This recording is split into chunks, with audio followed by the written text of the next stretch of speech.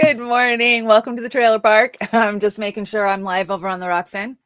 I do that little countdown, which I have a bunch of them, but so that way I can launch all of our different platforms. As you know, we are on Rokfin, Rumble, and of course YouTube and a couple of other places. But good morning. Welcome back. It's been a while since I had a show. Of course, it's the beginning of the year, and B&B always takes a little break at the beginning of the year, but I just want to let everybody know that Oz is well. Oz is okay. I know I've been getting messages all week, and yeah, people are worried about Oz, but I worry about Oz enough for all of us. So Oz is good. He's just doing a little maintenance on the studio, and he'll be back with me here in a couple of weeks. So I got some exciting announcements about B&B for this coming Saturday.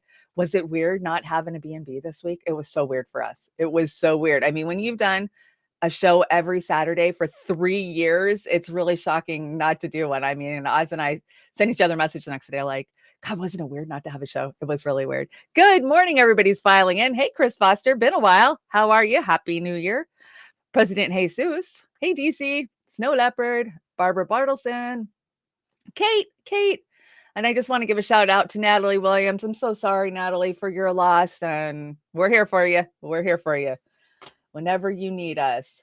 You guys do me a favor and hit the like button and tweet this out. It helps get us into the algorithm because you know that we have got a big old boot on our neck when it comes to getting out there. So if you could help us out, that would be great. This year really sucks. I know, DC. That's why I'm calling it a dumpster fire already. I mean, it has been crap for me. I haven't felt well. I've had an inner ear thing going on. And I think a lot of that has to do with the fact that I have earbuds in my ears day and night because I sleep with earbuds too. So I think it has to do with the pressure.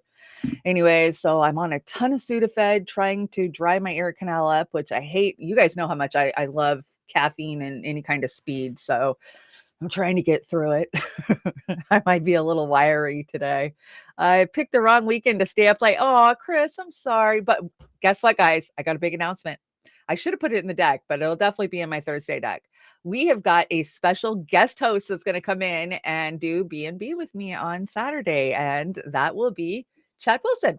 So Chad Wilson's going to come in and take over the boomer chair for a jaunt, and yeah, we'll just see what we can do. I want to start cycling in more guests into our shows now that I'm engineering and I actually can do that. So hey, Rad Angel, welcome. Shelly, I almost missed Kathy's State of the oh my God, don't miss Kathy Hochul's State of the Union address. Oh my God, the State of the State address, right? Such a hard decision. I know. But don't worry, I brought enough shithead uniparty idiots that we can talk about today. You won't miss a thing. She's the worst, though. I find Kathy one of the worst, isn't she? I can't stand earbuds over headphones. Snow Leopard, I hear you. And I have the good, but when I first started out, Oz would give me shit about, what are you, some kind of podcaster? So I don't know. I've just gotten used to earbuds, but I used to hate earbuds. I mean, I have the wireless ones, but those damn things fall out. And when you pay $50 for them, $100 for them, you don't want to lose one. So I'm like walking around like, oh God, I don't want to drop one. So I just quit using them. They just sit in my purse, probably dead. Hi, here you guys. Okay. Good morning, Rokfin. Hi, guys. I see a few of you over there. DC's definitely hanging out over there. Rokfin, do you guys watch the AM Wake Up Show? They had a good show this morning. Of course, it's always TDAC Live Tuesdays. So, of course, you have Ryan Christensen over there who always brings a ton of knowledge. And today they had Jay Dreyer over there. That's always good, too. So, always worth checking in on those guys and seeing what they're up to. And honestly, I noticed that we're starting to cover different stories. So it's good that I can go over there and, pasta and phi are my foremost on anything in the global south. Brazil, I don't listen to anything that anybody else is saying before I get phi and pasta's impression of it. And then I'll go maybe listen to Richie Medhurst or, we know who they are. And so, yeah. Tea Live Tuesdays. Yes, Tea Live Tuesdays are the best over there, aren't they? Okay, let's see if I can get my slide deck in here with some sound. I always have to drop it and bring it back in. So remove the source, add the source. No, not video storage. Screen share. I'm getting better at this, I think. We shall see, because I got a lot of shows this week that I'm engineering. Of course, Thursday, I will be back with To Hell and Back with Pasta. We're excited. There's so much we need to talk about. And Friday, I will be sitting in engineering for Brave New Future, Amber King. And then, of course, Saturday will be our big special guest for Beauty and the Boomer. So I hope you guys will join us all for all of those different things and just see how bad I can fuck it up or my system can fuck it up. I don't know. We'll see. Yes, today's a dumpster fire. That's why I called it the dumpster fire. Fair use. You guys know the spiel.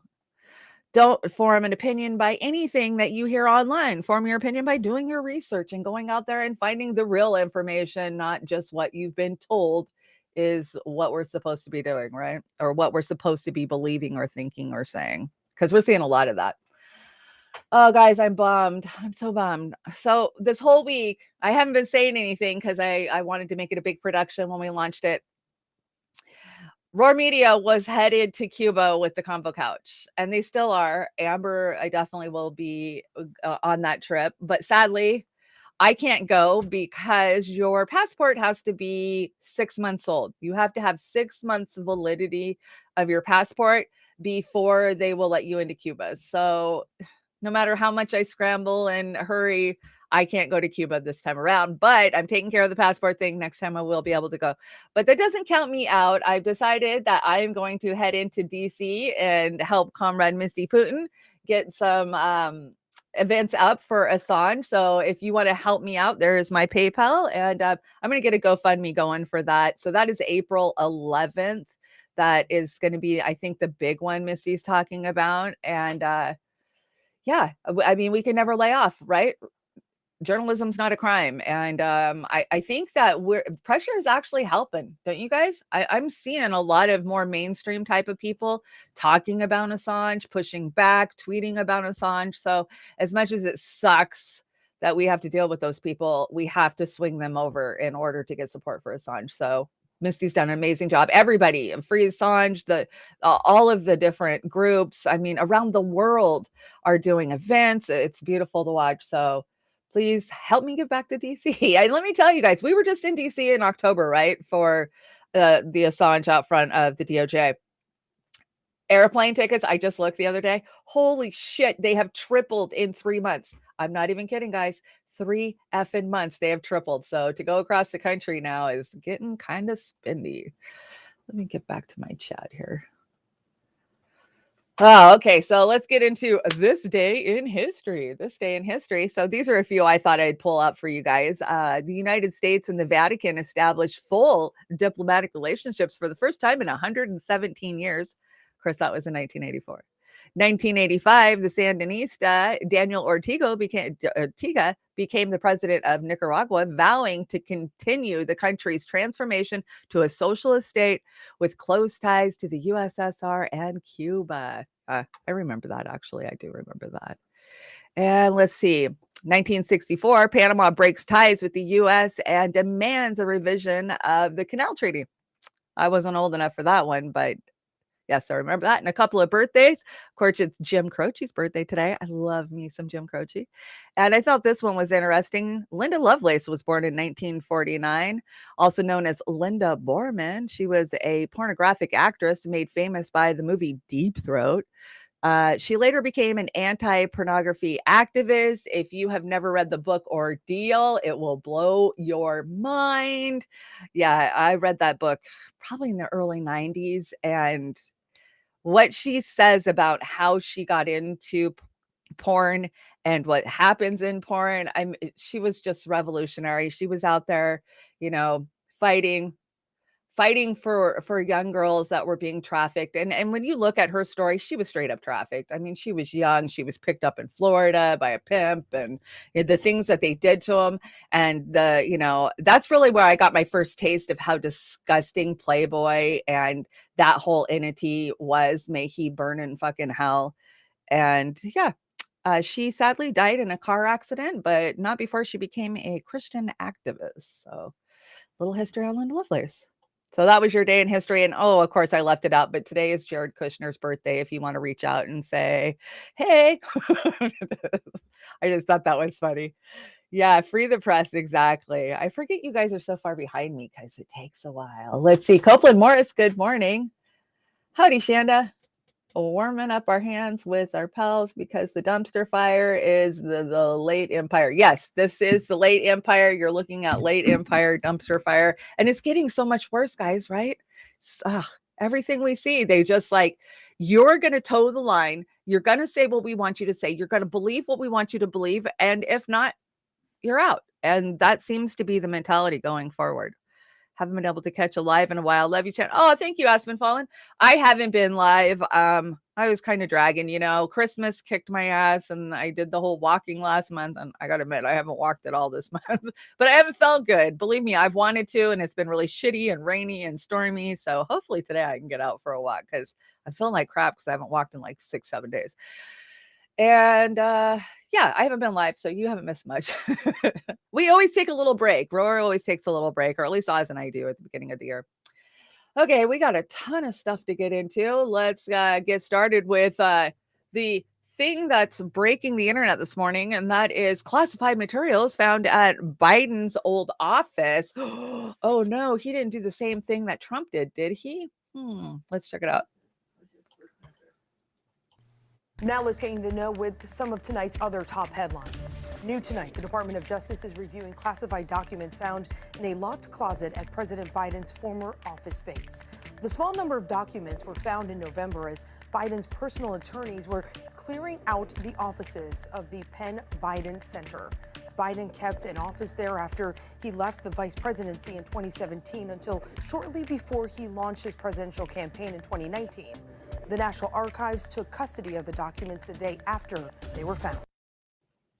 Okay, first of all, I think, this could be like, what do they call it? The big nothing burger, right? The Dems are like, oh, this is nothing. And the Republicans are like, hypocrisy at its finest. They went after Trump. So now we're going to go after Biden. And now that the Republicans are in control a little bit, right? The uniparty's in control, but they're trying to make the left-right divide, right? Like, oh, we're going to go after Biden and the Dems for everything. And here's the thing.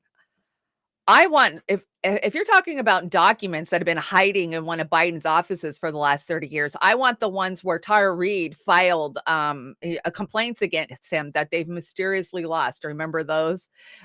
Those would be the ones that I would want to see. But as far as this goes, I think this might be a way to get rid of Biden. Could this be the way that they can out him, right? And do it kind of like, we didn't want to get rid of you, but you effed up and, you made us go after Trump for this. So we kind of got to hold your feet to the fire for the same thing. This might be how they might get rid of Biden. So, of course, Tucker and the Republicans are losing their shit over this, like the left-right paradigm wants you to believe. And I brought just a few seconds or a few minutes of what Tucker had to say about this last night. You remember back to August and the atrocities the media told us about, not in Mexico or Brazil, certainly not in Ukraine, but at Mar-a-Lago. Remember that? Classified documents were discovered, illicit classified documents, including top secret cocktail napkins at Mar-a-Lago. There was even, and we're quoting the federal indictment, a birthday dinner menu found somewhere near the First Lady's closet. Now, the Washington Post first reported that the nuclear codes or relevant nuclear materials, secret ones, were discovered there, and that's why a former CIA director and Michael Beschloss, the historian, suggested it could be time for Donald Trump to be executed by electric chair. And for sure, and this was the consensus in Washington, once these documents were discovered, this crime was unearthed. There was no possibility Donald Trump could ever again run for office. He needed to go to jail. Every person connected to the Biden administration told us that, including Joe Biden himself. What data was there in there that may compromise sources and methods, Biden asked. So as Biden was saying that, it turns out that he was, and you'll be shocked to hear this, doing exactly the same thing that he accused Donald Trump of doing. Joe Biden was storing classified documents in a private office at a fake think tank that has been set up for him at the University of Pennsylvania. That fake think tank is called the Penn Biden Center for Diplomacy and Global Engagement at the University of Pennsylvania. Now, we should tell you we don't know exactly what these classified documents are, and unlike Michael Beschloss and the former head of the CIA, we're not going to speculate. But according to CNN, they were very sensitive. Quote, the classified materials included some top secret files with the sensitive compartmented information designation, also known as SCI, which is used for highly sensitive information obtained from intelligence sources. So what exactly were these materials? Were they the nuclear codes? We're probably going to find out pretty soon, because there's no question Merrick Garland will unleash one of his signature pre-dawn raids on the University of Pennsylvania at any moment. Because it's a national security threat. Merrick Garland will get right on that. But actually, Penn may be a national security event. We know you're very impressed your nephew got in, but Penn, as an institution, takes an awful lot of money from the Chinese Communist Party. I'm not making that up. Come on, in recent Tucker. years, Penn has received more than $50 million from anonymous Chinese donors. So the question is, were those donors peering at the classified documents, the national security secrets that Joe Biden had been stashing at the fake think tank that Penn set up for him? How much access did they have exactly to these documents? I mean, yeah, okay. I guess that's a good question. You know, the right pushing the boogeyman of China, you know, we talk about that a lot. I feel like that this is just another excuse to do that. And of course, these fucking bullshit think tanks, they're everywhere. Their names are just the biggest hypocrisy in the world. Tucker, all Chinese equals commies. Right. And I don't get that. I agree with you, Marby. Like, I don't think that Tucker is controlled like Hannity is. I absolutely agree with you. I think Hannity is hook, line, and sinker, the Republican Party machine. And I think that Tucker has allowed himself to have enough influence by us progressives and libertarians. And I mean, didn't he identify as a libertarian for a long time? So, you know, he actually asked some of the questions, but this uniparty, it's either a uniparty or it's divisive, right? There's no fucking in between. It's either like, oh, Russia's bad, China's bad, or the other side's bad. And we're just gonna have to watch this story, see how it plays out. Will they use this as an excuse? Will the Dems use it as a way to throw Biden under the bus? They got to find some reason to throw him under the bus. Not like, you know, his cognitive failure isn't enough, but here we go. So we'll just keep an eye on that story, see if it's going to get bigger. You know, sometimes these little stories, they start out little and then they fester and they get huge. So we'll see. Speaking of that, let's talk about Jordan Peterson, another person that, you know, I don't exactly agree with his ideology. A lot of times I do agree with what Jordan has to say. A lot of times I go, ugh. But as far as Canada wanting to send him to a re-education camp, what the fuck? Are we serious? Are we serious? And I don't think this is going to hurt Jordan one bit, but I love JP Spears' take on it. And then I brought you Joe Rogan's take on it too. Canada is wanting to send Jordan Peterson to re-education training, and if he doesn't go, they're going to take away his clinical license. But here's what Jordan Peterson has to say. No, Jordan Peterson isn't on trial. Freedom of speech is. Welcome back, my freedom-loving friend, to the JP Reacts channel, where, amongst other things, we like to call out the lies, hypocrisy, and corruption of tyrants. There's nothing more tyrannical than taking away freedom of speech. And this issue with Jordan Peterson, it's monumental, in my opinion. It's something, this issue with him, it represents a symbol, a beacon for all of us who care about freedom of speech. Before I get into the rather intriguing details of this case, I want to point out, freedom of speech is not just an American thing, and Jordan Peterson being Canadian, nor is it just a Canadian thing. In the 1940s, following World War II and the atrocities of the Nazis, they asked, how can we prevent this kind of human rights violations from ever happening again? So they formed the Universal Declaration of Human Rights. Freedom of speech, they declared, is a universal human right. Yes, it's a United States constitutional right, but they also declared this is a universal human right, as it should be. So freedom of speech, there's no question. There's people, there's agencies, there's corporations, there's globalists who don't want you to have freedom of speech. Why? We can speculate, and speculate I will do. Taking away freedom of speech means you're able to control the people more. You're able to control their mind because they can't express their mind. Therefore, you're able to facilitate more control over individuals physically. Here's the problem. Jordan Peterson isn't very controllable. we're going to see that. So let's take a look at the details of this case. So we'll pull some information from this New York Post article titled "Psychologist Jordan Peterson Could Lose License If He Refuses Social Media Re-Education." And this story is everywhere that likes to broadcast actual news. So specifically, the College of Psychologists of Ontario, which is the governing body that Jordan Peterson has his psychological license from, is threatening to take away his license if he doesn't attend re-education training. Sounds a little dystopian, because it is. What the College of Psychologists of Ontario, their problem with Jordan Peterson is he speaks his mind. He doesn't go along with the narrative. I'm going to speculate for a second. The Canadian government has gotten incredibly leftist, incredibly tyrannical. Shout out Justin Trudeau. We see you, brother. So there's no question a overarching government, of course, has governing control over smaller regulating bodies. And here the College of Psychologists of Ontario, they use too many of the words ofs in that title. Confused. So that was like a 15-minute rant that he does. And, I saw this in real time happening over a year ago locally. And that was with a few of my physician friends who had been activists, had been, in email chains talking about the boop boop, right? But all of a sudden, people in our community are writing to the medical board trying to get licenses pulled. I mean, I was absolutely shocked that you could go after somebody's bread and butter like this. And I saw it in real time here in America, not just in Canada. So I'm not shocked that this happened.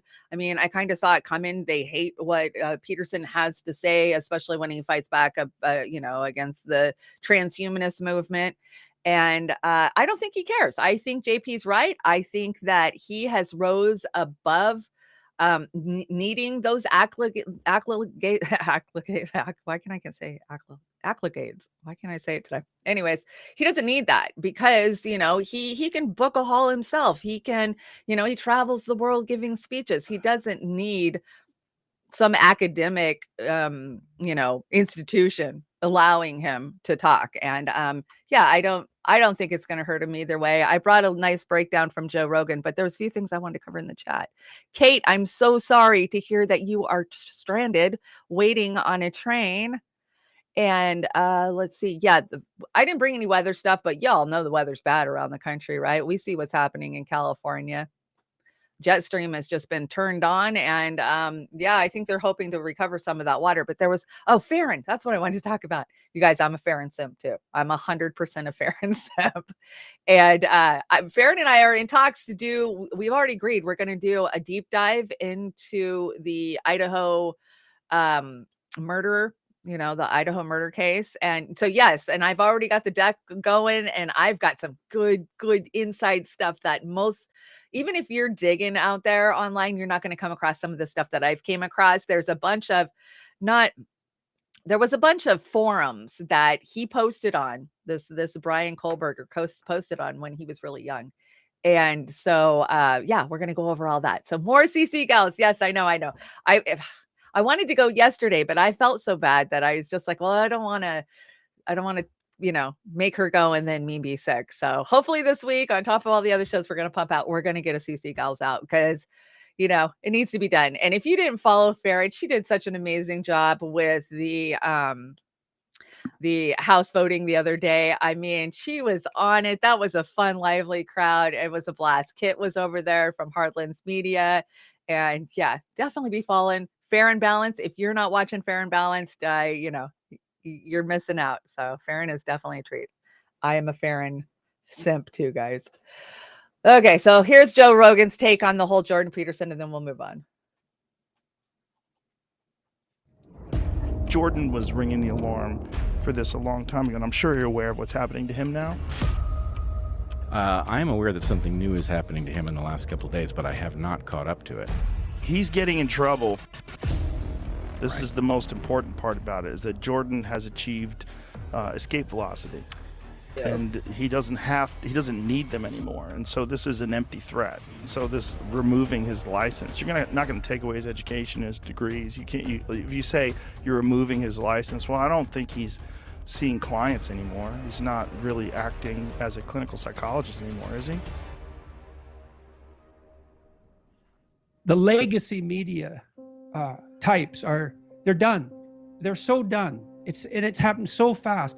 I notice among young people that the legacy media, the big magazines, the newspapers, the TV stations, the radio stations for that matter, all of whom had a monopoly on this kind of information flow, are so dead to people under 30 that it's as if their death isn't even noticed. And that's fascinating. And I've also been trying to figure out what I'm doing with the podcasts themselves, because that's really what I've been doing a lot of for the last 4 months. And I listened to this. I was interviewed by a Wall Street journalist last week, and I asked him what he liked about podcasts, because he listened to them a lot. And he said, I really like to see where they're going. And I thought, yeah, that's exactly it. Because in a legacy media interview, everything is scripted and you're never talking to a person. You're talking to the corporation, essentially. And I'm not being cynical about that. It had to be that way because bandwidth was so expensive. But now you can sit down with someone and you can risk exploration. Of course, that's what Joe Rogan has been doing so well for so many years. You can risk exploration.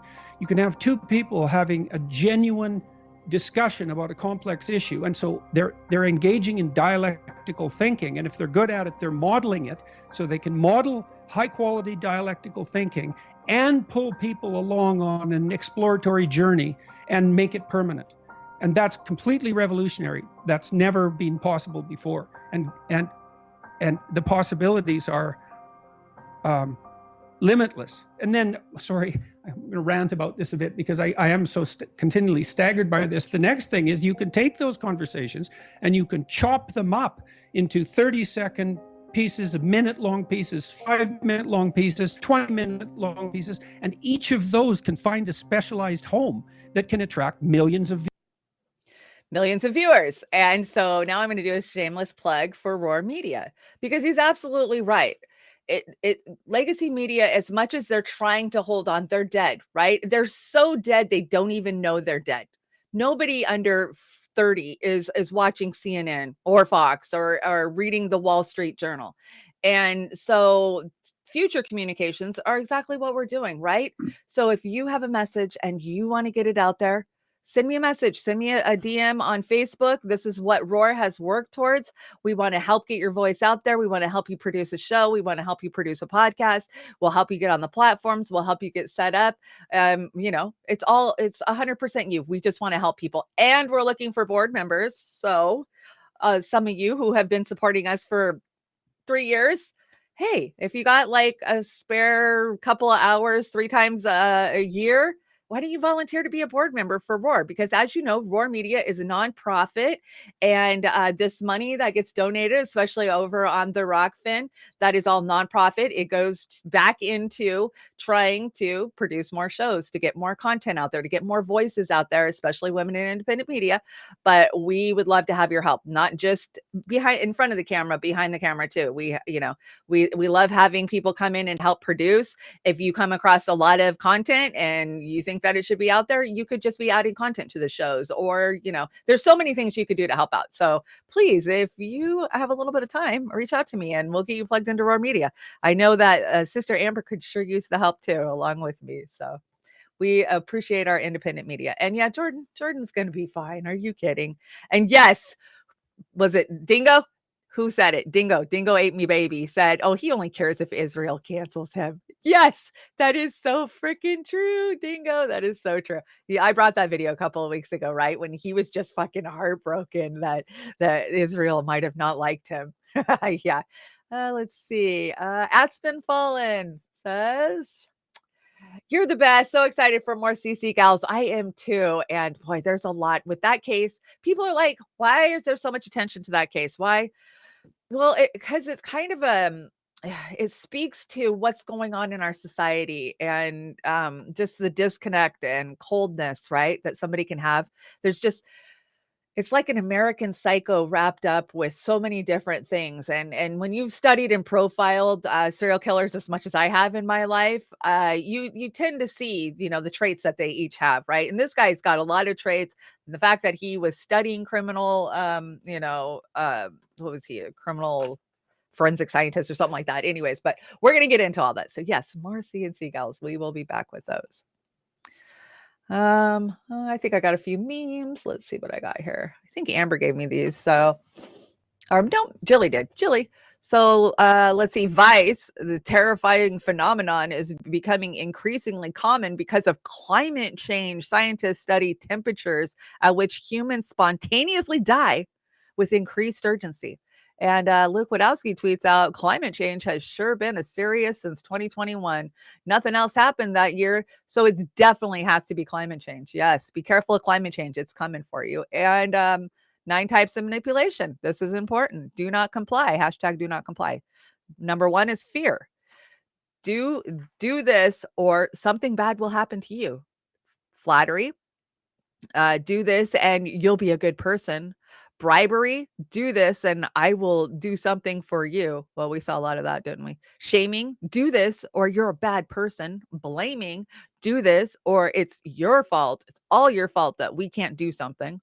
Guilt, do this or it's your fault something bad's going to happen. Intimidation, do this or you won't be allowed to do that. Or threats, do this or else. And boy, we've seen the whole gamut of those be ran, right? Where did 2 go? 2 just disappear? Wow, that's weird.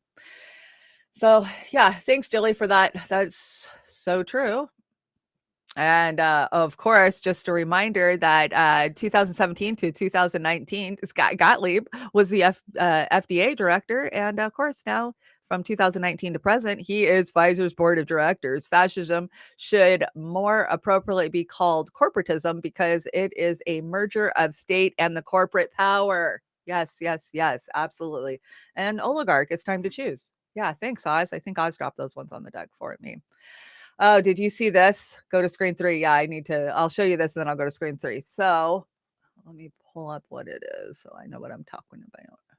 I've got the actual article somewhere here. Okay, so CDC finally releases the VAERS safety monitoring analyst for COVID vaccines. This dropped yesterday. And if you want to run over to Gateway Pundit, of course, Tyler Durden has dropped a good article on this yesterday, breaking it down. And some of these numbers are just, they're terrifying. They're terrifying. We have twice as many mRNA COVID-19 vaccine reports classified as serious compared to other vaccines. Twice as many. There's a 96 safety signal for 12 to 17-year-olds with, let's see, so many things. We know what I have to be careful because I'm on YouTube. And, it cracks me up because the other day I was watching, did you guys watch that Aubrey Marcus interview where he had the BlackRock data analyst guy on? Go find it. Oh my God. I was shocked. I was like, how the hell are they saying this stuff on YouTube? And when I say that stuff on YouTube, I take a community strike. I'm like 1 strike away from being done for saying the same exact shit.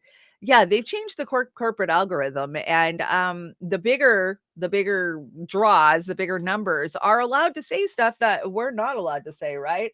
I mean, how many times have we taken hits for something and then it turns out, oh, it was true, but hey, too bad we shut you down for 3 weeks and, killed all of your momentum. But yeah, we're not going to give it back to you. So let me bring this back up just one more time so you guys can see it. So yeah, those are pretty scary freaking numbers, right? But remember, it's climate change. Climate change. Look at cancer. Cancer's at the very bottom. Wow.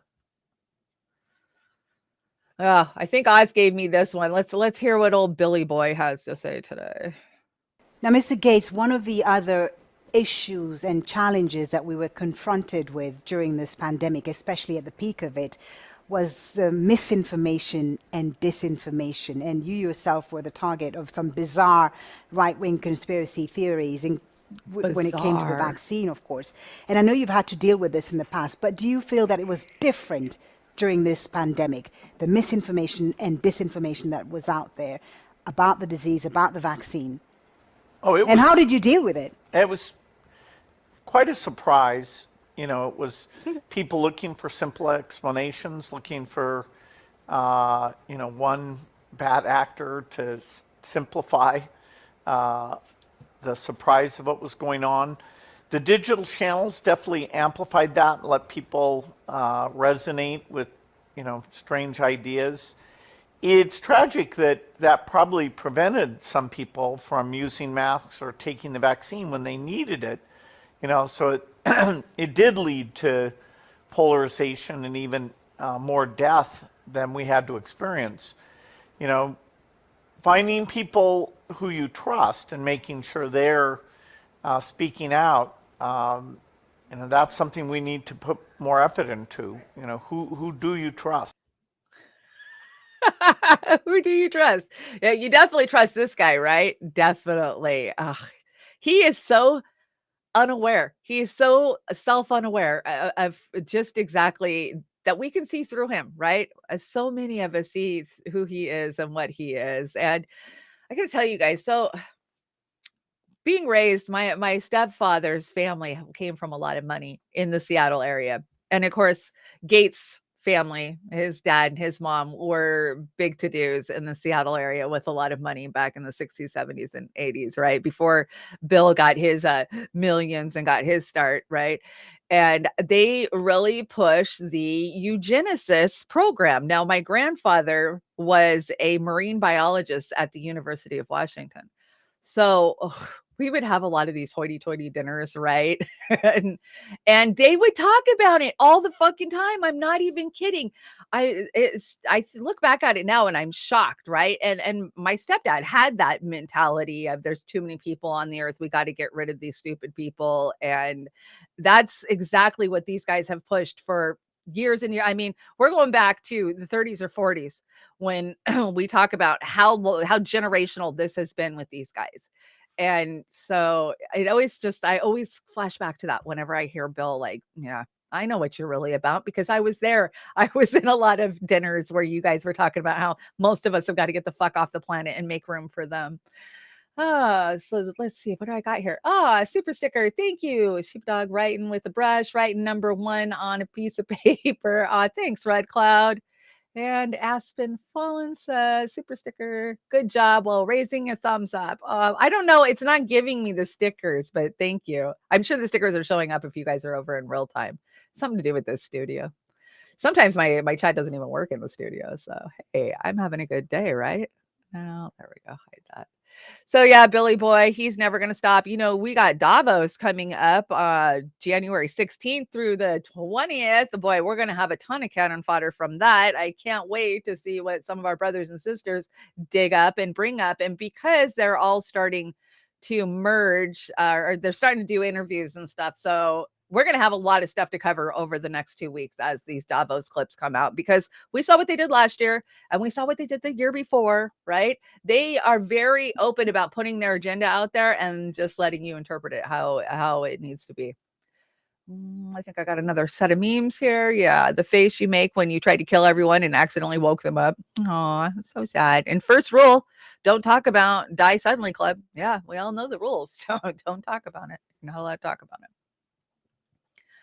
And let's see. Oh, this is a PSA from the LA Public Health. So if you're returning to work or school today from a holiday break, consider wearing a mask for the next 10 days to keep your surroundings safe. It is important to wear a mask for at least 10 days, even if you don't have symptoms, to avoid spreading various unintentionally. So there's your PSA. You can't say I don't put PSAs out there. Dr. John Campbell, he has been doing some great breakdowns about the new variant, what's going on in the UK, what's going on in the US. Yeah, you just got to kind of stay updated. And yeah, they definitely have a new variant out there. They're obviously saying that it is worse, even though that's not what the numbers are showing. And you can go watch Dr. John Campbell to, if you want that information, because they're trying to tell you it's coming. And Gates just ran a simulation a couple of months ago, right, for a new, scarier a variant or something. that's going to come, right? Well, we know every time that they do this shit that's what's coming for us. Look at Event 201. Event 201 happened 2 months. Event 201 happened in October of 2019. Guess what?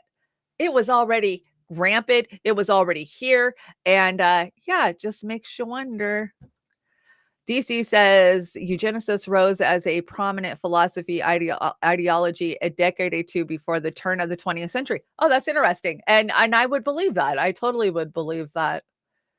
And then what? It just kind of got put by the wayside during World War II. And of course, now it's back. I don't think it ever went away. I think that this, that social class, right? That social class has always pushed that agenda because they think that they're the only ones who should be allowed on the earth and should be allowed to have the resources of the earth, right? Because they're theirs to control, and us little peons that really are not creating the climate catastrophe that they are, we're the problem. Yeah. We know that. Hey, if you guys didn't know, I hung out with Christine, the natural prepper, last Thursday. Go check it out over on her channel, Christine, the natural prepper. It was her birthday. It was so fun. If you guys don't know who Christine is, Christine really, I wouldn't be here without Christine. Christine held my hand and said, Chanda, you are good enough to sit in front of a camera and say what you think. And she really just pushed me into, you can do this. You can do this. And I thank her and everybody who did that for me. And so, yeah, go hang out with Christine. She got her goats. They're so cute. So I'm hoping we can do that more often. I think that'll be like a monthly thing because she let us have her channel for like a year or something when we didn't have numbers. I think we had like 100 followers. She's like, oh, you guys can use my channel. And that was so sweet of her. I don't know any other YouTubers that would do that. Jilly sent me these two stories. Is Jilly here this morning? I haven't seen Jilly yet this morning, have I? Well, Jilly, I hope you're well this morning. Thank you for all of the feeds you sent me. And of course, this is Dabu. And let's talk about the power grid. As you know, I've been reporting that there's been some domestic attacks on our power grids, like a lot of them, like over 100 of them last year. And it's not something that's really reported by the mainstream media. Go figure. And really, we don't even know why it's happening because these seem to be domestic people. And of course, we had an attack here in Washington State 2 weeks ago, or a week and a half ago. It was right before New Year's. And they took a substation down. Our power did go out for a second. It came back up. And they did make an arrest in that one. They actually made an arrest that it was 2 local guys going in there to still wiring, I want to say is what they were saying. And so there's news reports about that out there. But Dabu 7's been doing a good job of getting all the attacks that are happening around the country out. So I think this one is antennas. These are strange antennas that are popping up in Utah. Have you guys heard about these? Have you seen them? What are they? This is Dabu 7. We got these mysterious antennas now popping up in the hills of Utah. Some speculating that this is connected to decentralized blockchain networks. But officials saying that they're finding more and more of these scattered across the hills and mountains around Salt Lake City, around the metropolitan area.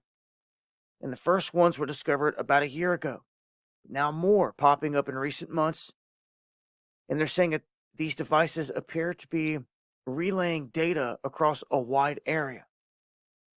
They consist of a battery box, a solar panel, and an antenna. So they could very well be relaying stuff. They've never said that there was wires running in the ground to any other location, or they would have started ripping them up and then followed them to a spot, or kept digging underground till they got to somewhere. But none of that is a part of this. It all seems to be a wireless network, and these towers are basically put up on different peaks and summits in this area, and they know that information is being passed around on them. They just don't know exactly what for. They're saying now they've got like a dozen up there they need to go up and take down. Some are speculating that this is connected to a blockchain network called Helium, because Helium is asking people to go out and put these little devices either on their window, on their home, or wherever to help relay information, to help build out their network and to expand their network coverage. But when you look at Helium's network coverage right there around the area, you can see indeed these things are in the hills. They should simply just zoom in to some of these spots if they've got all this knowledge and see if they just can't match a couple up, and then boom, right then, you know that, okay, we just zoomed in on this one right here, and that's where we just drove up to, and we found one. So there's ways of connecting these dots here. For anyone that's out there close to this is something that's going on, whether it's helium or not. So all my friends out there in Salt Lake and Utah area, are you seeing these? Now, I'm not, are they weather stations? They could be weather stations, but they also could be 5G repeater type of towers, right? Because the way 5G works is it's not like our cell phone towers where it just shoots out and it goes very, very broad. 5G is more of a hub to hub type of thing.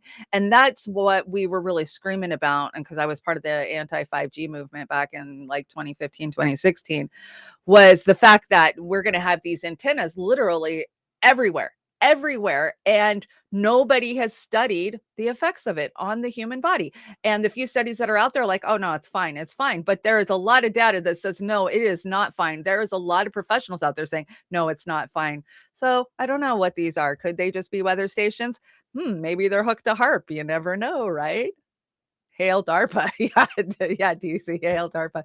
I'm not sure, but yeah, here's another follow-up report about these these substations that are being hit. Now, this one was in Vegas, I want to say. This was this week. What is going on? Why is this happening? Is there something bigger happening here, or is it just what is going on? This is Dabu7. A heads up and some information here pertaining to this terror incident that went down at a Vegas power plant. A complete media blackout over this. No one wanting to talk about this. I reported on how the two guys got busted up in Washington State. The only two out of 125 record cases that have happened in the past year. The only two men arrested and that we've seen tied to any of this. Well, now we have an incident in Las Vegas that the media was turning a cheek to pretty much, where we have this Mohammed Mismarian that was caught ramming his car through the gate of a solar power generation plant outside of Vegas on Wednesday. Then he set his car on fire in this pit where he was trying to catch the whole thing on fire and do a lot of damage to this massive transformer in the area. Here's a quick shot of the guy right there on the right. There's his car on the left in flames.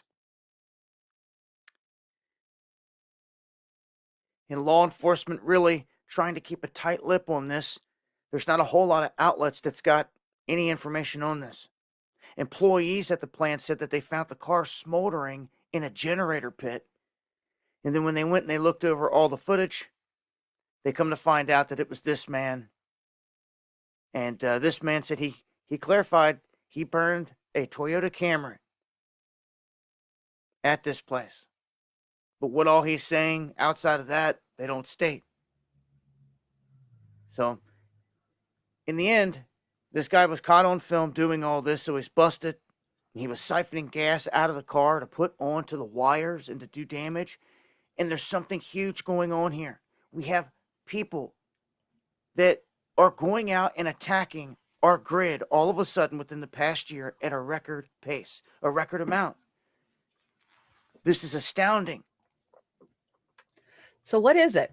What the hell is going on? Okay, did you guys see the terrorist attack at the New Year's Eve event in New York, right? Where the guy comes up to a bunch of cops and he screams something Allah, and then he just starts smacking these cops with a machete, right? There was big story. Mainstream media had it plastered everywhere on New Year's, terrorist attack, blah, blah, blah. But yet nobody says a word about these happening every week. This is happening every week. I've brought you reports for the last 4 or 5 weeks now about these attacks that are happening on our substations. And not that I think that our grid, our grid is very vulnerable. Our grid's crap and it's out of date. But I don't think that taking one, substation is going to do anything. So I don't understand. I don't understand the mentality behind this. I don't know what it's about, but as long as the media is not going to cover it, we'll keep looking into it, because there's something. When the media turns their head the other way, then you go, okay, what the hell's going on? So yeah, I don't know. I don't know if it's soft disclosure, right? Because they love to do that. It's predictive disclosure. What do they call that? Predictive programming. Yeah, I don't know. Find it very weird. So definitely be following Dabu if you want updates on that, because he's definitely been on that story. Let's see. Biden administration's considering a nationwide ban on gas stoves. Boy, that's a bummer, right? These guys, are they ever going to stop? I don't think they will. Okay, so now we're talking about Republicans and Dems, and I had to bring you guys this. So, they're back to work, and did you see what they're working on? Yeah, they're working on getting rid of those 87,000 IRS agents that Biden decided we needed and got funding for in the omnibus bill. So as soon as they went back to work, I had to bring you a clip of this. And I think it's only like 2 minutes. It was a 3-hour session on C-SPAN, but basically it's the Democrats and the Republicans fighting back and forth. And you tell me who you agree with.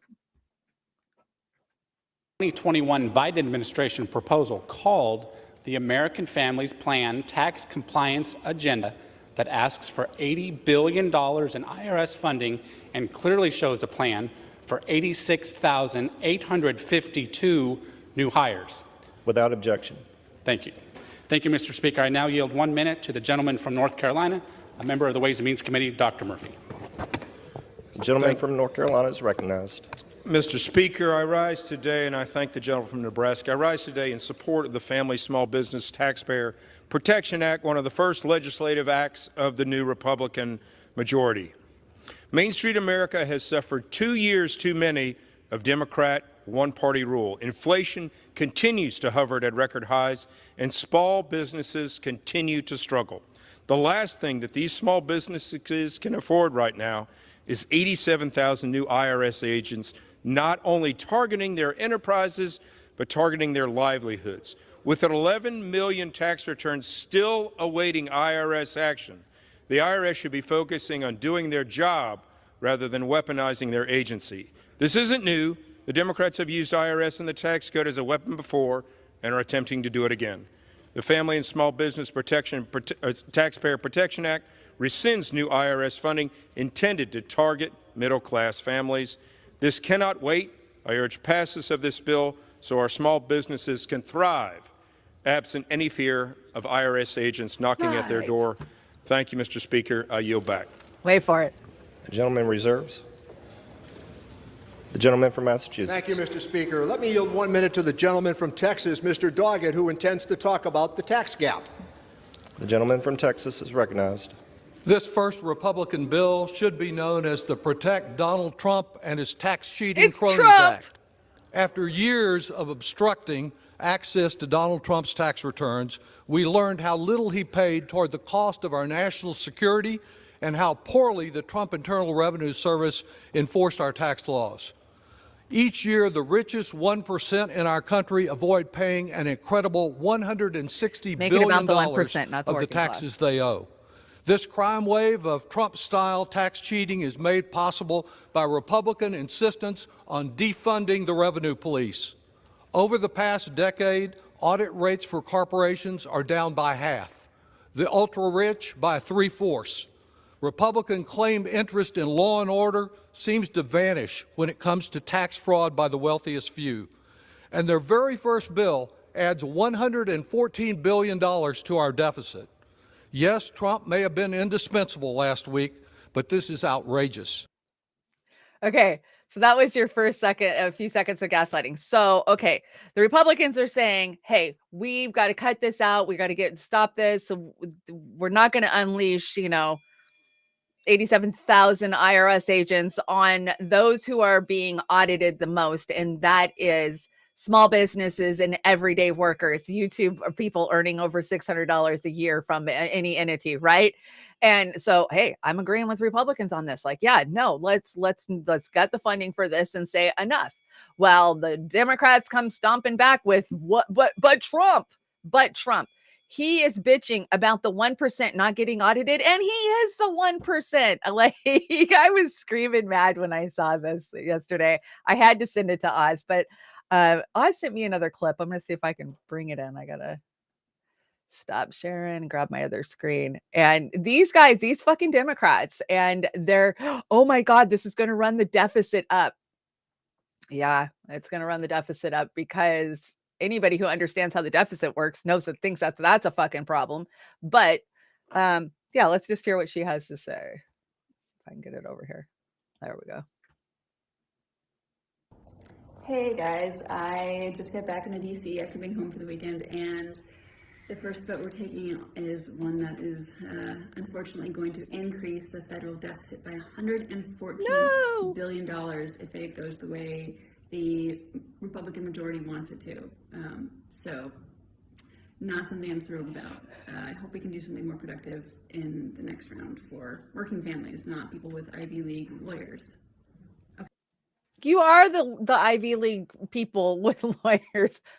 Am I missing something here, guys? I don't think I'm missing something, but I wanted to bring you guys just a small Oz. You get me with the 666 again. Here, let me see if I can bring it in.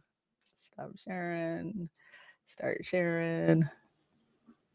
Sorry, guys. I got to bounce between massive screens. Okay, here we go. Come on. There we go. So Oz, you know how Oz always sends me the 666 stuff. So he just happened to notice this. Yeah, 666 thumbs up. So yeah. Richard Neal, that just made me sick. It made me sick listening to this Dems. And you guys can go find it on C-SPAN. There's 2.5 hours of them debating back and forth that bill. And basically they shelved it. Nothing happened with it. And yeah, the Dems just screaming about Trump, Trump, Trump. So I wanted to give you a little breakdown of a few things that did get passed on the floor and just kind of what the setup for this year's voting is going to be. Come on, hit play. Members considered and passed the rules for the 118th Congress, with Republican Representative Tony Gonzalez of Texas breaking from his party, voting no. Some proposed changes include a motion to vacate the chair, which allows one member to force a vote on removing the House Speaker, and the requirement that all bills be posted 72 hours before a final vote. COVID-19 safety rules from last year allowing proxy voting and members participating virtually in hearings are not being allowed this Congress. House lawmakers also considered legislation to rescind $80 billion in IRS funding approved under the Inflation Reduction Act. Okay, so there's a couple of major changes there, right? So the COVID protocols of being able to phone in your vote, yeah, those days are over. Republicans are saying no. Bills have to be put in 72 hours ahead of time so people can pretend to read them, right? Because they always like, oh, it just got dropped last night. We've had no chance to read it, even though we know they're not reading, 14,000 pages on one of these. Farron, where are you at? DOD. I know I haven't seen Farron. I hope she's resting because her lungs sound terrible. So, I mean, that's a little promising that they've made a few changes, but this outing the chair with one fucking vote, that's crazy. One person can say, I want to call a vote to out the chair. And that's what they're trying to push. So there's your Congress at work, guys. Aren't you happy? Redacted, not Lee Camp's Redacted. I don't even think of Lee Camp with Redacted anymore, which is kind of sad. But the other Redacted show, they did a very comprehensive deep dive into what the IRS has actually been doing. Because, this is something we need to talk about. What has the IRS been doing? Do they actually need this money, right? If they release a central digital currency, they're going to need more agents to be able to track all that is kind of the mentality that these guys are coming at. But yeah, let's just hear what the IRS has actually been up to. Mm-hmm. All right. Well, it only took 15 rounds of voting to get Kevin McCarthy elected as Speaker of the House of Representatives. So, I think I can. About time. Yeah, it happened. So now there are at least rules and hierarchy in the U.S. Congress. And what will McCarthy set to doing now that he has that gavel? Well, he told us as much. Listen. I know the night is late, but when we come back, our very first bill will repeal the funding for 87,000 new IRS.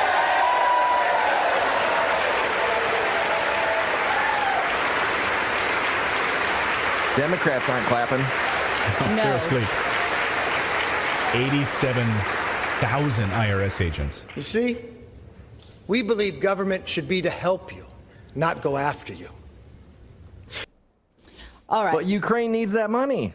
Right. Well, That's what this the Democrats is are thinking. Yeah. This is part of the Inflation Reduction Act, which was passed last August, and it was included in the $1.7 trillion for expansion of the IRS. Now, it's funny you see Republicans sort of jumping to their feet in applause because 27 of them actually voted for the omnibus spending package in late December, where much of this money was approved. Still, this is the party line, right? That this is unnecessary. The IRS should not be beefed up. We don't need this to go after regular people.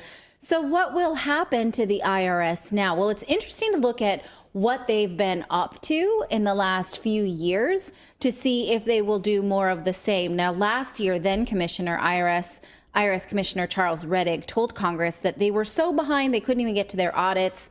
They cashed your checks, though. If you made payments to them, they were on that one. If they owed you something, no, they were super behind. They said they were not collecting revenue. It was a big old mess. Although the data doesn't support that there is a collection problem. Here's from economist Carol Roth. She showed us just the receipts versus the outlays for the last 5 years here.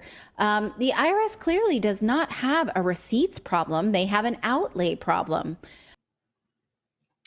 So that is a very, very comprehensive breakdown. If you're interested in just exactly what the IRS has been up to, who they've been auditing, how they've been auditing, and their use of money, go over and watch that Redacted. I want to say it's like a 25-minute. She does amazing deep dive on, goes back and brings you the receipts of what they've been doing. And yeah, who was it who said it? Was it Lizzie? They don't make the laws. Let's see. These are the ones who pass the laws that allow the tax breaks. Exactly, Lizzie. They are the ones who are giving these tax breaks by passing these laws, right? And then they want to scream, what about the small person? They're not even, the Dems aren't even screaming about the working class, right? They're screaming about the 1%, the 1%, the 1%. You are the 1%. That's the reality of it. Oh, Oz left us a treat on the deck. Let's see this. I haven't watched this, so I hope this is funny. Here's a United spot. I haven't watched a United spot in this year, I don't think. Well, America, after 80 years, I finally made it to the border. Welcome to Taco Bell. Can I take your order? Yeah, I'm here to check on the border. You're here to what? I said I'm here to check on the border. Pull up to the second window, please. How you doing, officer? I'm here to check on the border. Sir, this is Taco Bell. There's no border here. Well, your advertisement said to make a run for the border. So here I am. Are you gonna order something? Well, since I'm here, I guess I'll order, I don't know. 10% looks good. Joe, what happened? It said drive-through, so I drove through it. I was just following instructions, so I'm here at the border, and hell, I don't know what the big deal is. I mean, everything looks fine. Border is just as secure as Kamala's knees. Can I help you? Yeah, I'd like to order 30,000 migrants to go. Coming right up.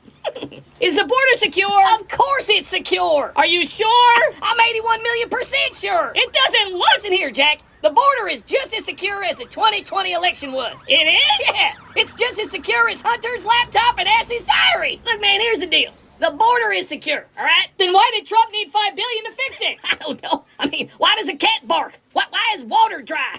It just is. What? Look here, man. The bottom line is, it all worked out. It did? Yeah. I mean, instead of giving $5 billion to Trump, I gave $50 billion to Ukraine. And that's called progress. I did that. Yeah, he did that. Good point, Oz. Good point. Thank you. That was funny. Yeah, he's down at the border. He was at the border yesterday. If you hadn't heard, he's planning a trip into Mexico this week, and it has caused all out hell in Mexico City, especially Sinaloa. If you haven't been paying attention, they went and they nabbed.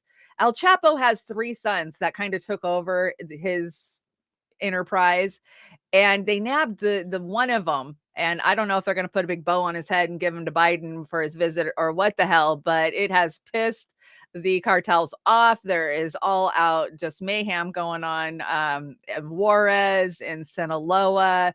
Obama worked very closely with these cartels to give them the power that they had during his, 8 years. And then under Trump just kind of had this mentality of, you keep the migrants over there and we won't ask anything of you. And I won't come. We're not going to send the DEA down to shut you down or anything like that. Well, now under Biden, things are changing and the cartel is not happy.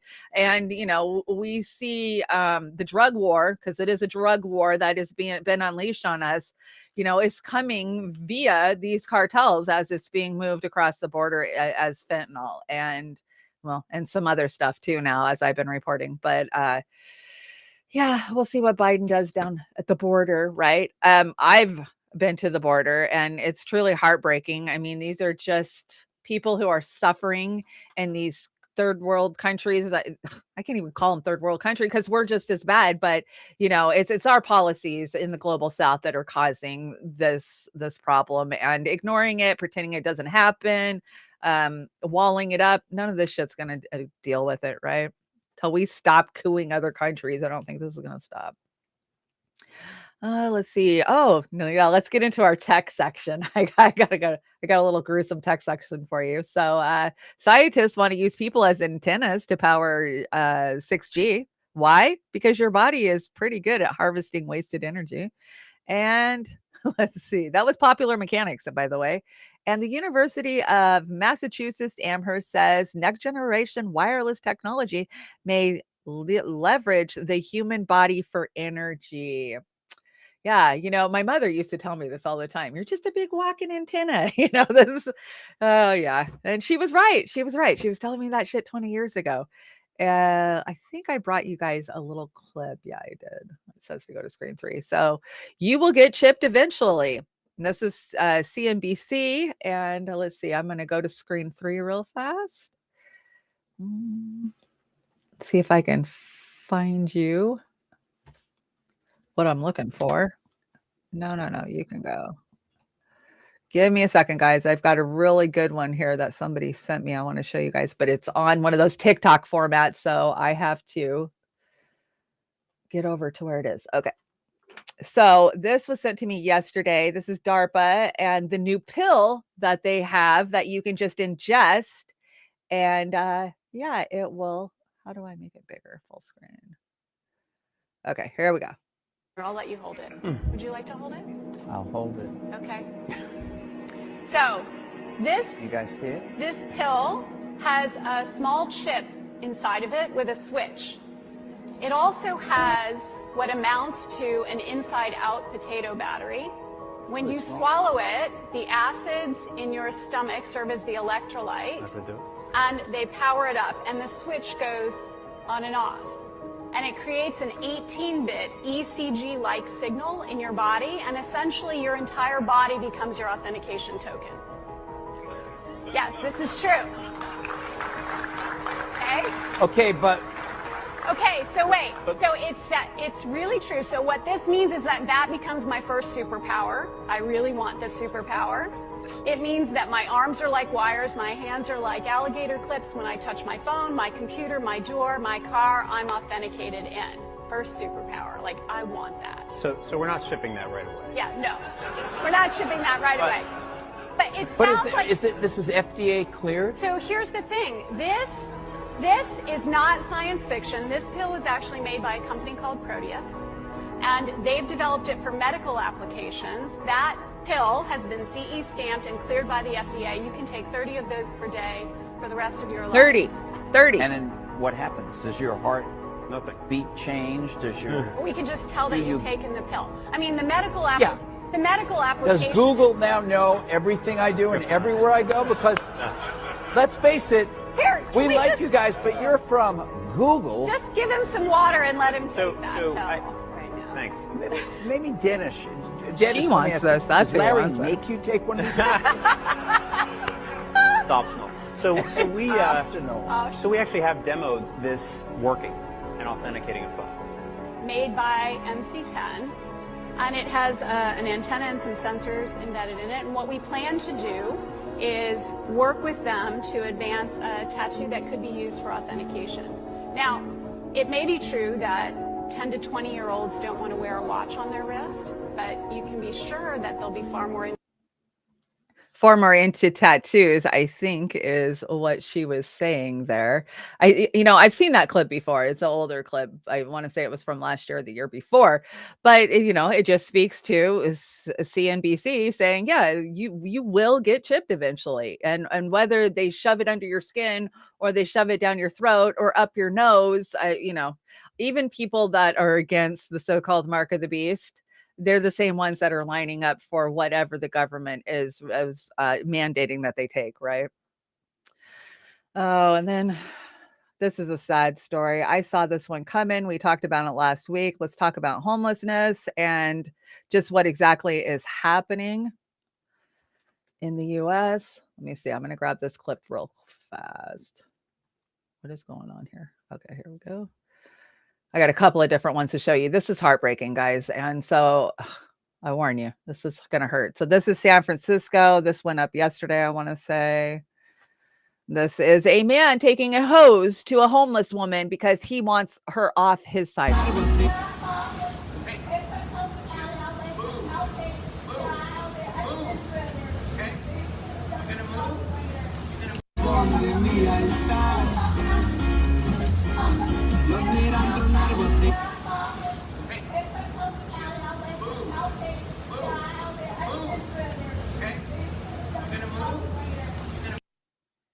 Okay, so that was San Francisco this week.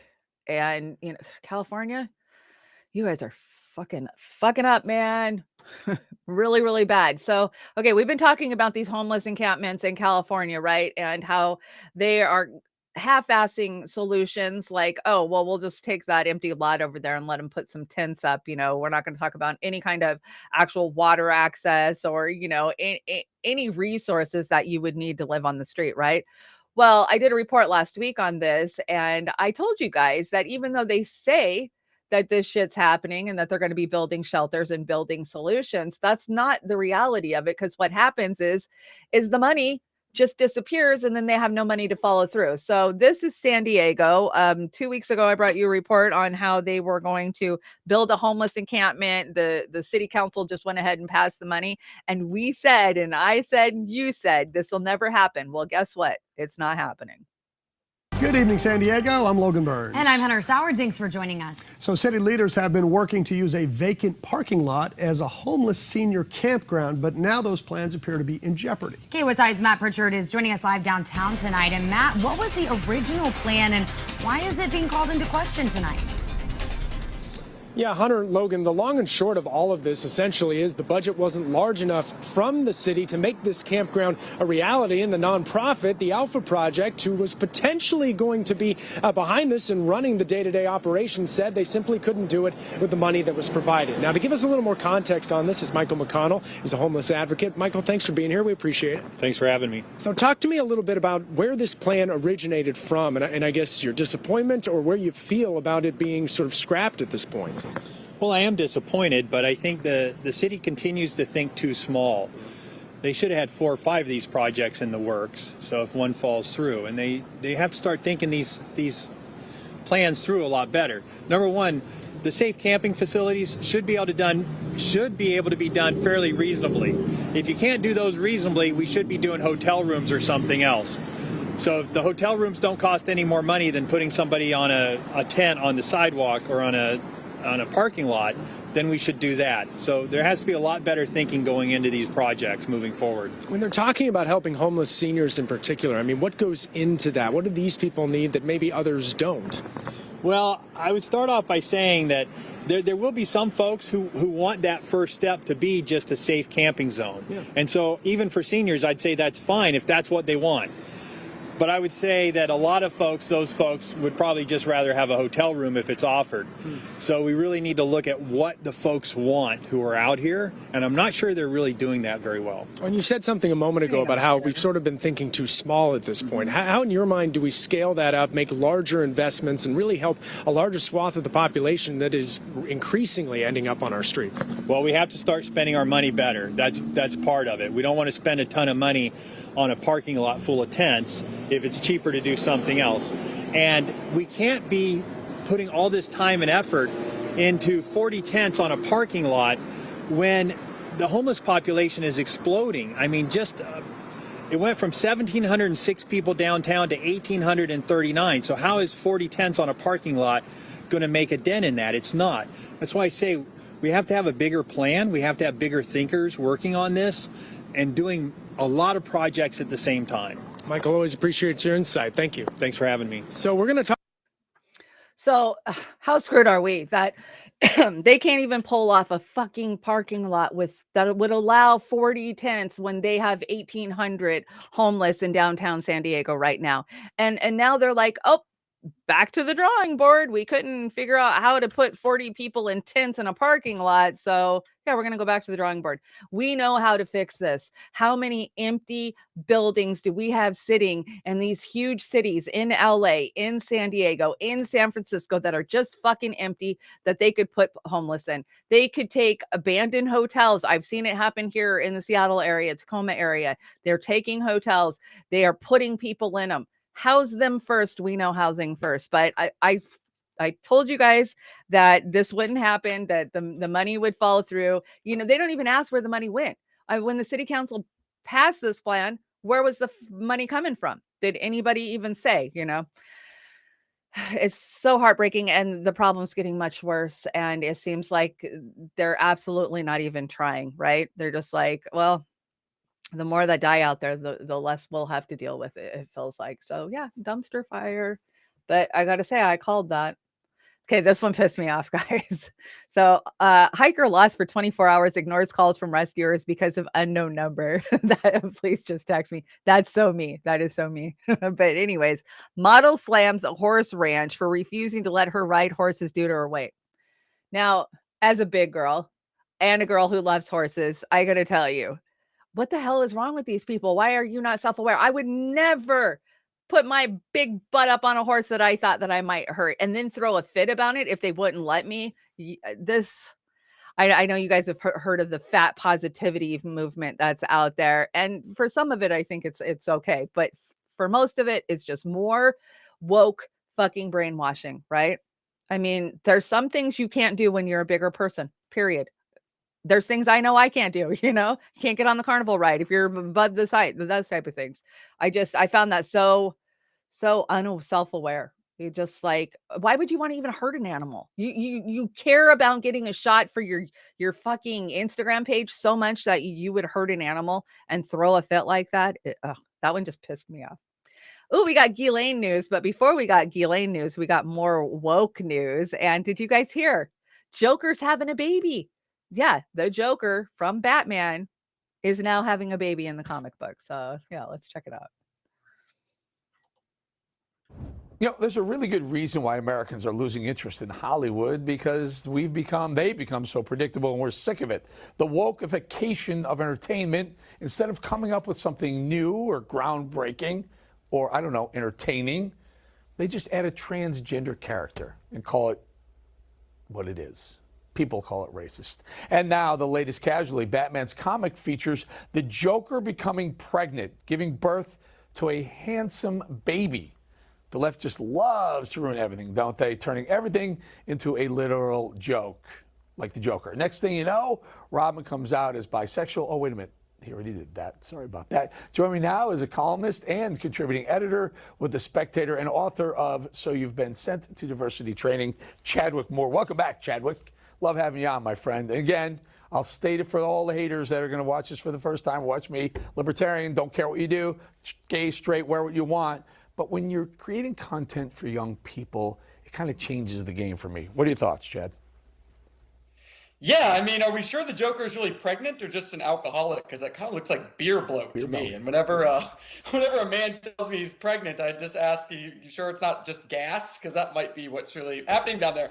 With this comic book, I've got a couple thoughts on this. The first is the Joker is a homicidal maniac and probably the most criminally, mentally ill person in the comic book universe. So is this the representation that the trans activists want? Because last time I checked, they were trying to get away from the mental illness stigma associated with being transgender. So I'm not sure if this really does any favors for them. But also on another note, we're so used to seeing wokeness destroy these iconic American characters, whether they're good or evil characters in our comic books, that when we see something like this, we just assume we're becoming so desensitized to it. We're expecting all this stuff to ruin these great characters. But to be fair, if you want to politicize this, when in the actual comic, what happens is it's not such a flattering transgender story. The Joker has a spell cast on him by some character who's like a witch or something, and becomes pregnant that way, and then gives birth by, apologies if someone's eating dinner watching this, but by vomiting up some kind of goo that turns into a baby. So you can kind of go both ways politically when you're looking at the details of what happened in this episode. You're right, though. You know, they ruined a great Joker. Are you kidding me? And the Joker's girlfriend, what was her name? Fantastic characters. I mean, leave these things on. Come up with a good idea. Come up with something new. Joker does something different. I don't know. How about this one? So Hollywood has no new ideas, and they have to go in and destroy these characters. Yeah, it's a comic book. I hear you. It's a comic book, Shelley. It's what'd you say? It's a comic book, and not like anything's realistic in those, right? Right. I don't know. I think it's just they're taking iconic characters and they're destroying them. I'm in the middle of watching the new Lord of the Rings, and it is just wokeism, and it's actually kind of turned me off, and I haven't finished watching it. So, what more will they ruin because they can't come up with any original ideas? So that story went on to talk about how Ghislaine Maxwell has got a new gig in prison, but I wanted to bring you somebody else's take on it. So I brought you Scott Rice from Crime Talk. He's the Crime Talk aficionado. He's an attorney, and I want to say he's out of South Carolina. I really enjoy his dockets because he breaks his daily shows down into a docket, and I love his take on the whole Ghislaine thing. So let's check it out. Next, here's something I think we can all support Ghislaine Maxwell in doing. That's right. She is hosting etiquette classes for inmates in her Florida prison as she tries to help, rehabilitate herself and be a model female prisoner. Now, the course that she offers teaches 3 principles of etiquette, focusing on respect, consideration, and honesty. And that's from a flyer that was pinned up inside the FCI there in Tallahassee, Florida. Now, the 4-week program covers everything from having good manners on how to speak, how to dress, and how to carry yourself in a job interview. Now, Miss Maxwell was Oxford educated. That's kind of fancy. And she also talks about emulating powerful female figures, citing her former pal, Hillary Clinton, for example, and that we all, or all of her female friends, can smash that glass ceiling. I'm all for that. And the course also counts towards First Step Act, which means that inmates can include, if you're a drug pusher, a white-collar criminal, or convicted of murders, can shave up to 15 days off their sentence each year by taking these classes. Now, apparently the class is so popular that, guess what? It's not only done in English, but in Spanish with an interpreter, obviously. And there is talk of yet another class. That's right. It's so popular, she's going to do it. So anyways, he goes on to talk about what they call her in prison. She gets called Max. All of her friends call her Max, and she's finding out that the people in prison have her back a little bit more than all of those assholes that were on Epstein's plane and Epstein's island. So maybe she's learning some stuff in there. I mean, she's got to be a productive member of prison society. So there she is. I'm glad she found something to do, right? But yeah, the hypocrisy of her trafficking these women, being convicted of trafficking women, and then now she is now teaching women how to break that glass ceiling like her good friend Hillary Clinton. Ugh, it's just so gross. So a little update on the Marilyn Manson story. Now, I haven't brought you guys the Marilyn Manson story. I don't think I've done a deep dive into it. So Manson's got all these accusers, and there's a lot of woke liberals, I should say, that have been on that bandwagon with the whole, oh my gosh, believe all women, right? We saw that with the Amber Heard Johnny Depp trial, which that her trolls are still out there in forces. I just saw it this morning where they were talking some crap and her trolls came in. I mean, I've never seen anything like Amber Heard's army of trolls. And the crazy thing is I don't think it's her army of trolls. I think it was, it's a legal firms army of trolls that are out there, because these are mainstream trolls. I've never seen anything like it. So these women come forward and they dated Marilyn Manson for a while. Some of them did. And a bunch of them have came forward and accused him of SA and some pretty heinous things. But much like Johnny Depp, they had nothing to back it up. And now as time goes on, except Tara Reid, I agree with you, DC. As time has gone on, the fact that they orchestrated this whole thing, they forged an FBI letter and sent it out kind of to all the girls that Manson had dated and said, we're the FBI, and if you think that you were wronged, here's a phone number, you need to call us. And it turns out this girl was one of the girls that fell for that. And so she filed a case, and she has now withdrawn her case. And she says it's because she realized she got duped by these other women, and most of this is just fraudulent.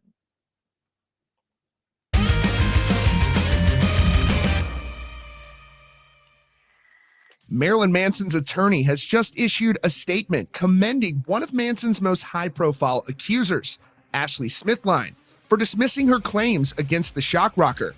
Yesterday, a California district judge dismissed Smithline's suit against Manson.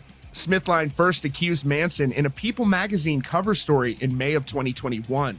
A few months later, she appeared on The View in June of that same year to discuss her allegations against Manson. Then, in August of last year, Smithline's attorney requested to withdraw from the case, writing, "Smithline's conduct has rendered it unreasonably difficult for counsel to carry out the representation effectively."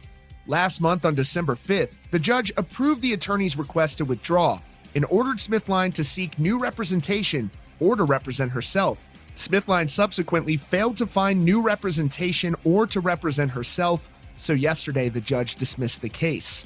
Before we continue, we have a lot of returning viewers, and most of you have not yet subscribed. If you could do us a favor, is reacting to news of the case's dismissal that was filed against his client. He wrote in a statement provided to Page 6, "We thank and commend Ashley Smithline for dismissing her claims against Brian Warner without seeking or receiving anything in return. Ms. Smithline has refused to be manipulated by others who are trying to pursue their own agendas against Mr. Warner. We wish her well and will continue to work to assure that a significant price will be paid by those who have tried to abuse our legal system. This is the latest development in a series of legal battles for Manson. In May of last year, a judge dismissed a separate lawsuit against Manson filed by his former assistant, Ashley Walters. Then, in August of last year, Manson's legal team accused Evan Rachel Wood and her partner Ilma Gore of circulating a fake FBI letter that included the name of a real agent, alleging the FBI confirmed to them they never circulated the letter. They said the letter was distributed to other alleged victims and media. Evan Rachel Wood has denied the allegations, with her attorney writing, "Wood has already unequivocally declared that she did not fabricate or forge the FBI letter. When she received a copy of the FBI letter and when she submitted it to the court, she believed it to be authentic. The letter included a phone number at the bottom, but it wasn't to contact the FBI." In a surprising development from November of last year, a woman came forward revealing it was her phone number that was used on the document. Michelle Meyer, an attorney, provided a declaration about the, quote, "unauthorized and illegal use of my phone number on a forged FBI letter." In her declaration, she wrote in part, quote, "Gorin would have caused me severe emotional distress by illegally using my phone number on a forged FBI letter, using the forged FBI letter, distributing the forged FBI letter, and subjecting me to a possible criminal investigation," adding, "I have no idea to what extent Gore and Wood illegally used my phone number, since both Gore and Wood have failed to provide any details surrounding the forged FBI letter and the illegal use of my phone number." Both Manson and Evan Rachel Wood are suing each other. Marilyn Manson denies all allegations against him, Evan Rachel Wood, of course, contends they are true. There will be a lot of developments in this case going forward. You can subscribe to Rockfeed so you don't miss the latest news and updates. I like Rockfeed. He's had a slow start, but his build is pretty big. And yes, Red Cloud, I agree. Colonel Kurtz and Andrea Burkhart. If you guys want some deep dive information on these cases, of course, Andrea is an attorney, and Colonel Kurtz she's an academic. She's just a smart girl. And, they're not like rock god groupies that have been following Manson around. They were just everyday women who saw what happened during the Amber Heard Johnny Depp case and said, hey, wait a minute, we want to take a deeper look at these allegations. And it turns out that it's just regretful women who are ashamed of what they did when they were with him and who are now looking for a payday is kind of the way I see it. So, believe all women when they're telling the truth. Do your due diligence. Go look at what they're saying and what those that are accused are saying. Not that I think Manson's the greatest guy. I think he's kind of past his time. He had some great music back in the day, but I don't think he deserves to be falsely accused. So yeah, they're doing great work. So go follow them. Let's see what else I got on this deck. Oh, come on. And then my deck is just messed up. I think I have one more story. Yeah, I do. Well, it's not a story. It's a reminder of the fact that I will be back with To Hell and Back on Thursday with Pasta. I'm going to pin him down and we're going to get a To Hell and Back done. I know it's so important for so many people. The topics that we cover on To Hell and Back, are addiction, big abuse by big pharma, adverse effects because of the boop boop. So yeah, join Pasta and I on Thursdays. I think we probably will start out on YouTube for maybe 20 minutes and say the things that we can say on there, and then we'll probably just head over to Rumble and Rokfin because Pasta likes to get me in trouble. And this is something I want to look into for Thursday, and that is pediatricians recommending weight loss drug for obese children. So yeah. Okay, because that's worked so well for all the adults in the world, right? All those pills that Big Pharma likes to hand us to lose weight. So yeah, join me on Thursday and we'll be taking a look at that. Let's see, what mail do I have left? I always have a pile of different. Oh, did you see? They're locking up laundry soap in the stores now. Have you seen this? Let me see if I can grab it real fast. Yeah, if you want to go buy some Tide, got to get somebody with a key to go get it for you. That is where we're at nowadays, guys. And it seems it's that way for everything. But yeah, now it's including your Tide. So let's check it out.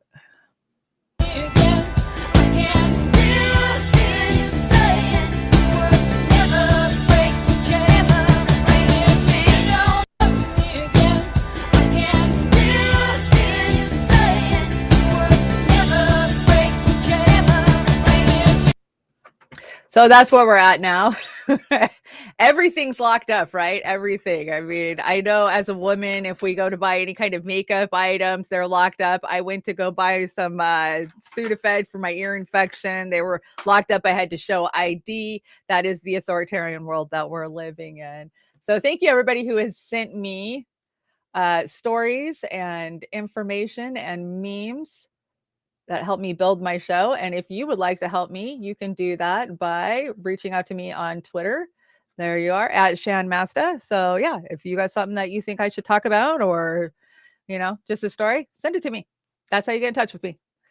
I think we're at the end of the show today. Yeah. So if you guys, we are doing a whole bunch of events in March and April for Assange. Please go over to Comrade Misty Putin's buddy. What is it, Comrade? Yeah, it's Comrade Misty Putin's buddy.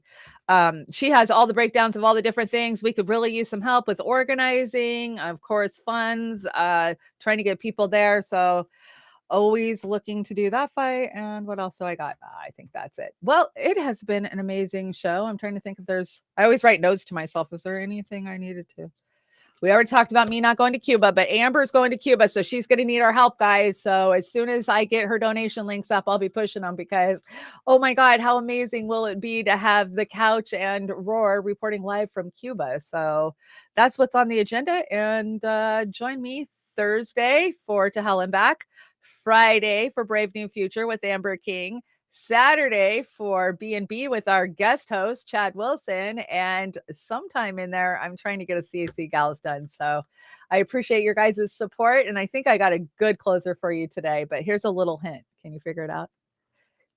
Don't say it if you get it. Don't ruin it. Don't ruin it. Our closing song is, that's right, Alice in Chains. This is a great cover. So let's see. I just want to shout my chats out one more time before I get out of here. Copeland Morris, thank you so much for joining me over on the Rokfin. I know Lizzie was hanging out there. Of course, Oz. Hi, Oz. Hi, Nautilus. Who else over? Fred Edwards. Hi, Fred. Good to see you. Seeing if I missed anybody over there. Well, shout out to everybody who's hanging out over there. ICDC's hanging out over there. We love our Rokfinners.